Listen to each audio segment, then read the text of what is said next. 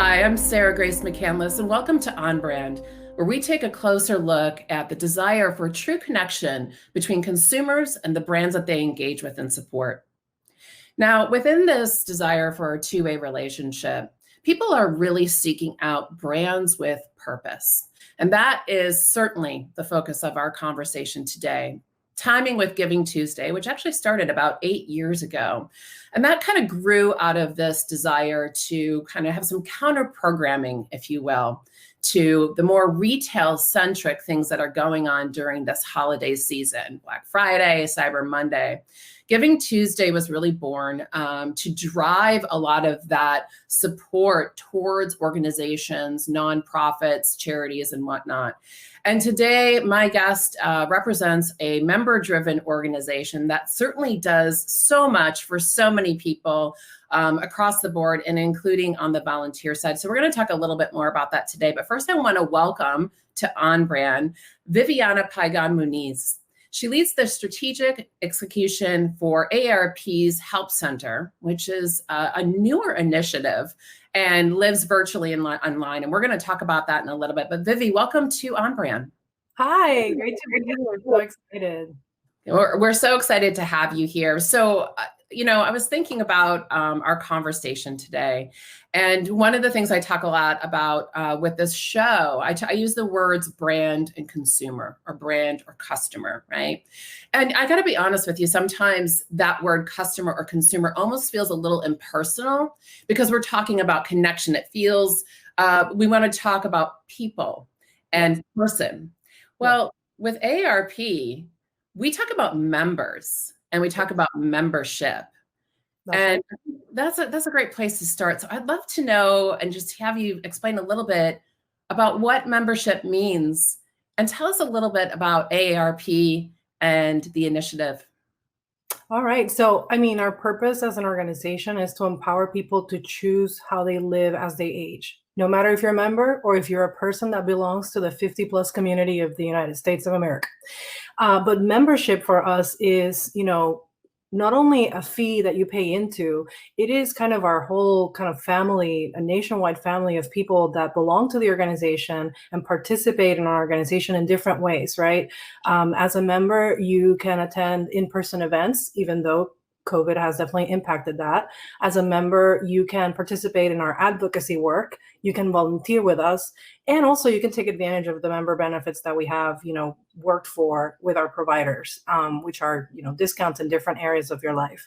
But really being a member is kind of being part of this collective of 38 million people that, come in for different reasons at different times in their lives. And what we want to do is just be there for them as they manage health, finances, caregiving, and just anything that can happen to you as you navigate your later years in life, 50 plus.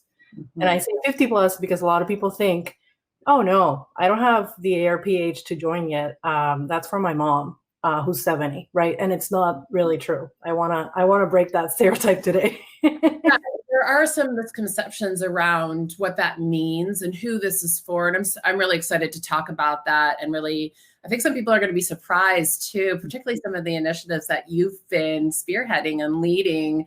I love what you said about membership. I'm a writer at my heart and my core, and I love words and definitions. And I think that there is both a literal and a figurative meaning when it comes to membership. And you've done a great job illustrating what that looks like through the AARP lens. If building off of that, we talk also a lot about CX, or customer experience. And maybe in this case, it's MX, member experience. We do CX and MX for sure. Yeah. I'm wondering, what does that look like? How does that translate from an AARP perspective? What's the lens there? Okay, so I am really passionate about this, and I really think AARP has been doing an amazing job at kind of putting CX in the front of everything that we do. Really, it's been our focus in our marketing work, in our advocacy work, and and just the whole overall member experience, as you said. And I really love that we are trying to position and evaluate all of our programs from the perspective of adding value to your life with AARP. And we do this by trying to be a wise friend and a fierce defender. So we're a wise friend in many areas of life, like I said earlier, like caregiving and your health, your finances, and situations where you need information, where you need some sort of resource, right? We have a lot of that to give you as part of you being a member and of consuming our information online. And then, you know, a fierce defender, because we do have our advocacy arm, and we really want to be there for those moments that matter to, you know, protect Medicare, Social Security, caregiving legislation. So we really want to be that fierce defender when it comes to those things and ensure that, you know, people 50 plus now and tomorrow have those things assured. So that is kind of the angle and the lens that we're trying to take everything through. And we are really customer experience obsessed, member experience obsessed. And that is part of what I do in my role as well. I love that. Wise friend and fierce defender. I mean, who doesn't want both of those things in their life right now? I love how clearly defined you are as an organization. And I'm curious, how much has that helped, I would say, maybe in your work, I would ask in your work, and also just with the organization as a whole, in terms of serving as a compass for the things that you do? So not only are we focused on developing programs and advocacy that support the 50 plus community, but also, you know, how do we deliver that, right? How do we deliver the services and the programs and the products in a way that feels authentic to you, that you feel that we've got your back? And so we really take a very key listen into the voice of the consumer and voice of the members. And we listen in and we hear what they're saying. We hear the feedback that they're giving us constantly, obsessively in a way, to make sure that we're providing on that experience, whether it's online, whether it's at events, whether it is, you know, through the actions that we're taking. And so in my role, I am the Health Network Advisor. And basically the Help Center is a new online tool that we created where you can go and find one place where you can find all of our customer service channels right there for you to access. And that was one of the things that before, you know, last year, people didn't know that we had other ways to serve them other than them having to pick up the phone to ask a question about their membership or to ask about our programs or to sign up for an event. And so creating this centralized experience where you can find all the ways that we can help you and all the places that we can help you from so that you can choose is something that we're very, very excited about. And there's this big misconception that older people don't use online tools, right? And it's really not true. I mean, we really wanted to have, you know, chat and a chat bot and SMS service and, you know, social media service for people available because people are online a lot, especially this year, right? They're looking for that human connection during this year where you really can't go very much anywhere. And so we created the Help Center so that they can choose when, how to talk to us. And so we have help articles for those people that don't like to reach out to an agent. We have a bot where you can do your own transactions about your membership, and it can give you information about our different programs. And of course, we have a suite of great live channels like chat and social response, where you can go in and talk to our wonderful, wonderful agents. That's fantastic. I know that this launched about a year ago, I believe. Is that correct? It's been just about a year since the Help Center kind of came to be. So happy anniversary and happy birthday. Thank you. That's right. Yeah, we did launch beginning of December. Yeah. And you know, we've been learning so much in this first year and already kind of planning so many enhancements and things that we want to do in 2021 to, you know, keep making the experience better and better every day for our members. Well, I think it's really amazing that, so I know a thing or two about production schedules, and if you launched last year in 2019, you were planning this for some time. So again, kind of talk about it like a little, maybe a foreshadowing, intuition, crystal ball. But I mean, quite frankly, AARP as an organization has been undergoing this sort of digital transformation and shift for some time now. And it seems like it served you well, got you prepared for these things that none of us could predict. So can you tell me a little bit about that and what's going on just from an overall digital shift at AARP?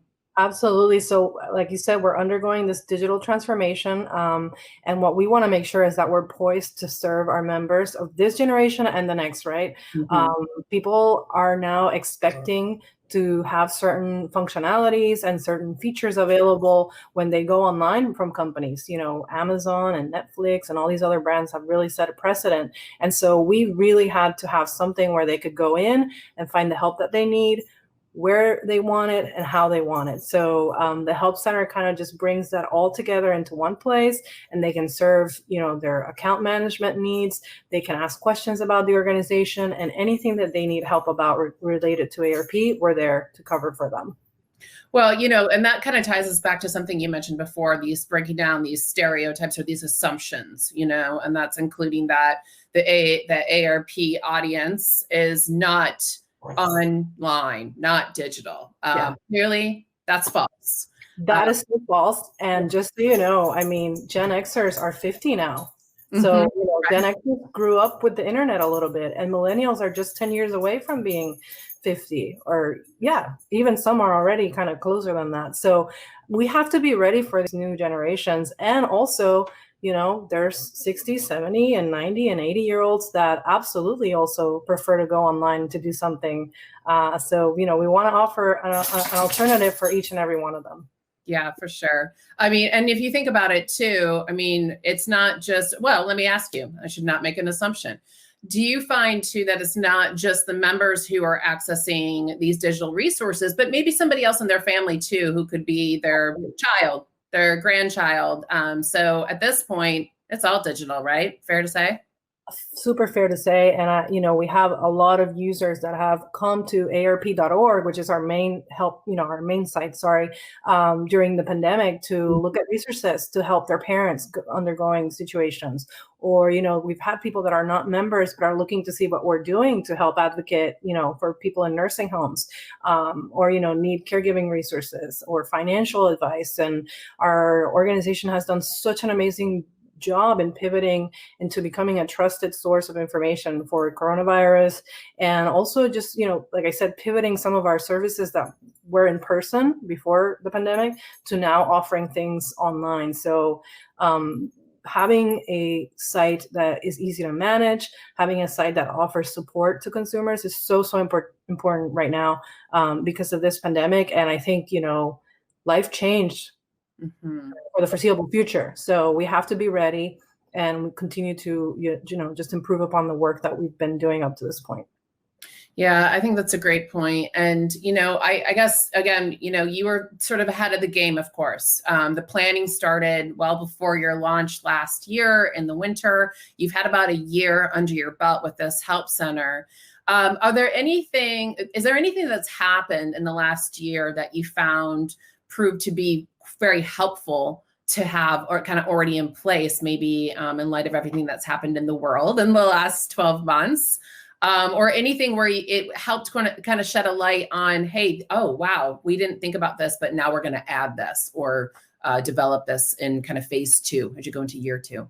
Yeah. So, as you visit the Help Center, you'll see that there's these topic tiles kind of there to highlight some of the areas of our work. And, thanks to having that template and that structure, we were able to pivot and really create a source for, where you could go and find coronavirus information related to our services, because a lot of our services got impacted. Tax preparation that we do. We had driver safety courses that were impacted, things that people had to go in person. And so immediately they had a place to understand, okay, these things are not being offered in person. These are the alternatives online that you can do, while this is going on. And so it was just great to have that flexibility on the page. For example, election cycle, we're nonpartisan, very important, but because we do advocacy and we work with governments, we made sure to have a government affairs tile where people could go and learn about our positions and our policy, because people had questions about, who were we supporting? And we don't support any particular candidate, but it was just important to kind of put that in front of people so that they knew where we stood and how we supported this cycle, and also helping people register to vote, which was so important, right?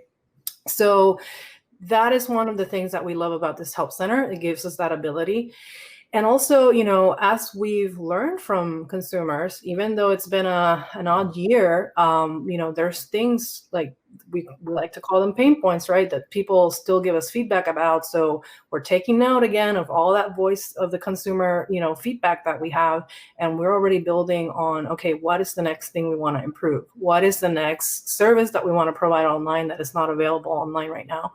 And so it's an ongoing effort to continue to enhance the experience that already exists and provide new things online, so that we don't have to make you jump many different hoops and loops to solve your problem, right? So that's what we're focused on for 2021. Stay tuned for seeing all the enhancements, and please visit the help site. Yeah, I love that too. And everything that you said today too, you keep coming back to this theme that it's so driven to listening to your audience. Very, very. Yes. Right? And they'll tell you what they want, what they need.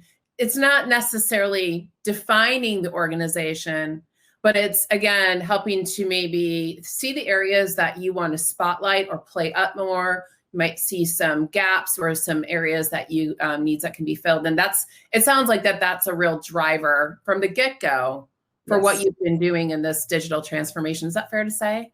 It is, and AARP has been around for over 60 years. It's a very big organization with a lot of different offerings, and people come into it because of different reasons, like we've talked about before today.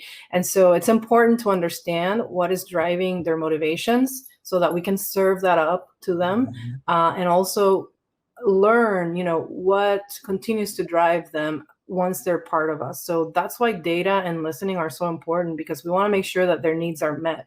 You might have come in as a caregiver, right? Because you're undergoing that situation, but you got to think about financial planning. So we want to know that about our consumers, and we want to serve the right and proper tools at the right time.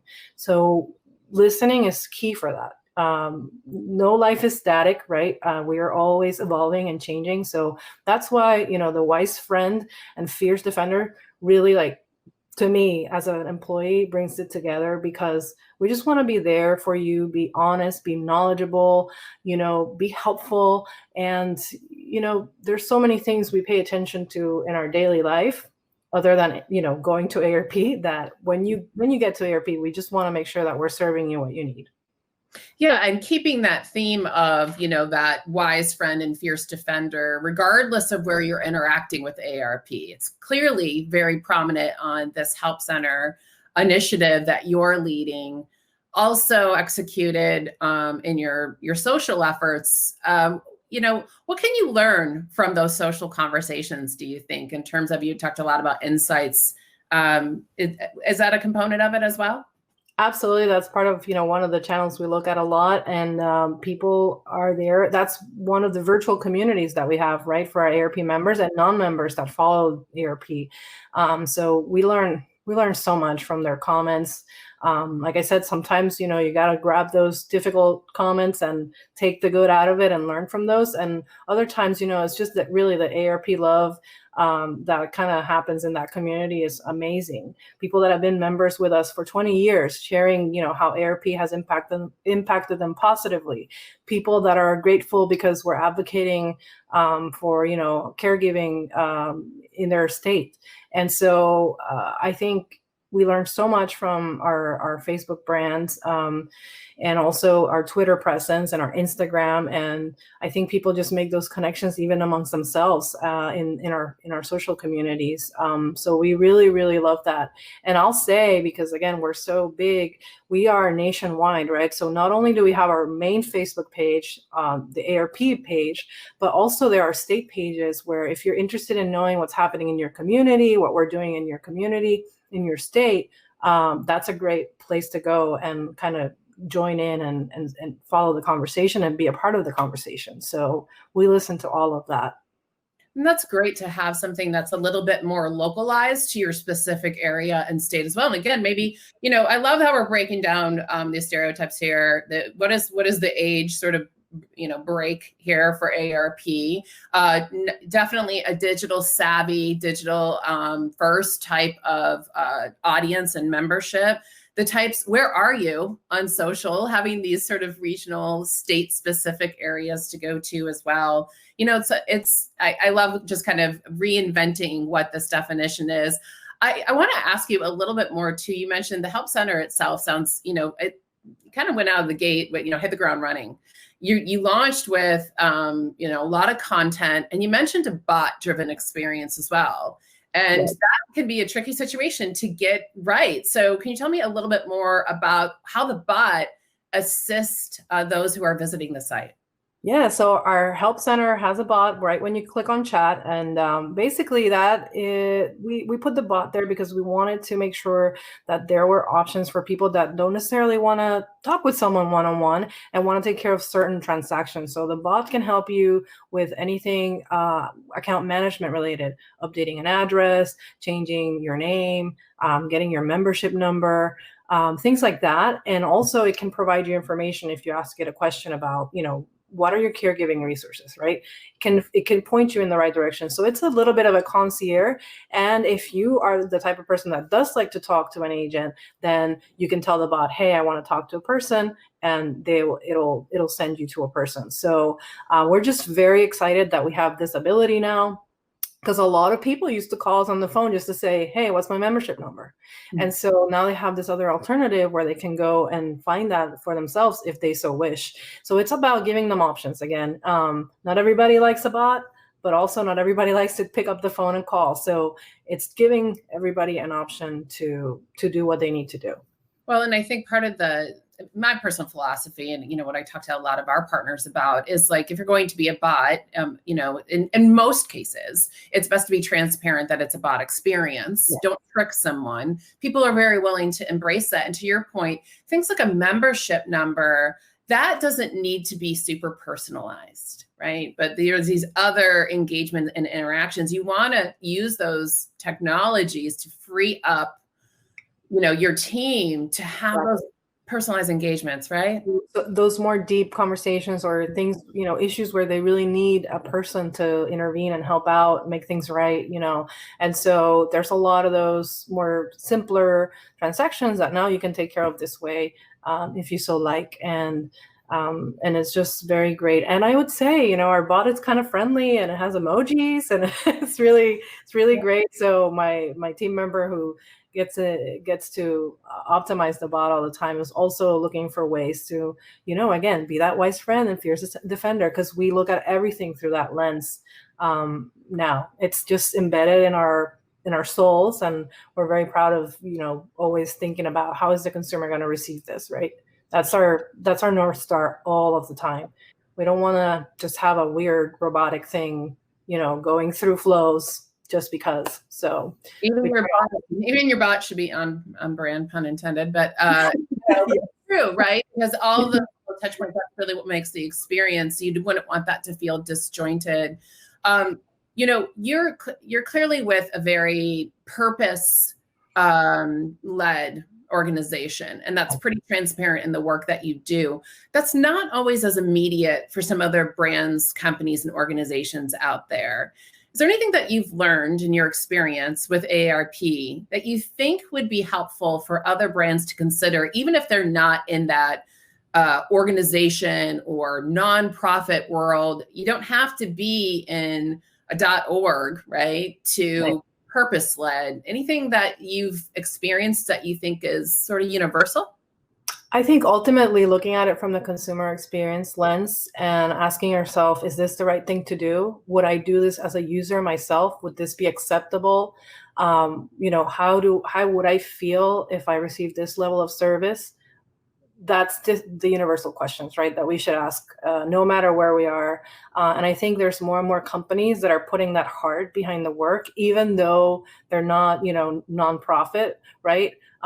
People are gravitating toward those brands that do the right thing, that, offer seamless experiences, channel-less even. I'm hearing that concept a lot now, channel-less, for consumers to kind of go from one channel to the other and feel like, there's not a change in their experience.